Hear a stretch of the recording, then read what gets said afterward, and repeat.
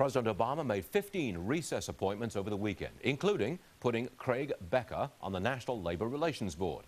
Becker was a union lawyer for the SEIU and the AFL-CIO. So a union lawyer with somewhat radical views, we hear, is now on a supposedly neutral government panel. Joining the company from Washington is Mark Mix. He's the president of the National Right to Work Committee and Legal Defense Foundation. Sir, you oppose the Becker appointment. Okay, we got that. You think in an arbitration situation where the board has to decide on a labor management dispute, you think that Becker will always be pro-union? Absolutely, Stuart. This is an outrageous appointment by this president. This falls in the category of deemed to have passed, and I'm talking about the card check forced unionism bill that's pending in Congress.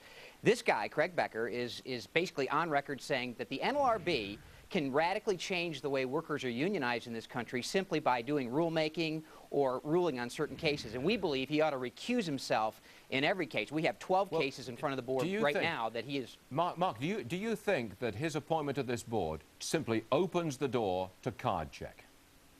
Absolutely. Absolutely, Stuart. There's no question about it. In fact, he's written extensively about it, as have other members of the National Labor Relations Board. They firmly believe they can do card check through the board process. They don't have to wait for Congress to give them a statute. Obviously, American people have responded in opposition to that card check bill that's pending in Congress right now. Apart from card check, can you give me an example of how Mr. Becker might rule in a given situation that would affect the economy or affect labor management relations in an industry? Can you give me an example?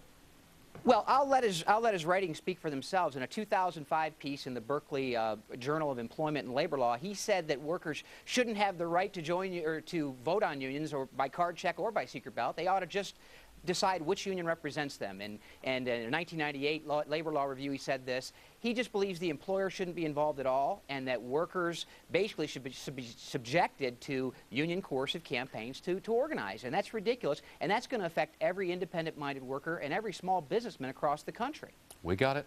Mark Mix on the Craig Becker appointment, recess appointment, no less. Mark, thanks very much indeed. Appreciate it. Thank you, Stuart.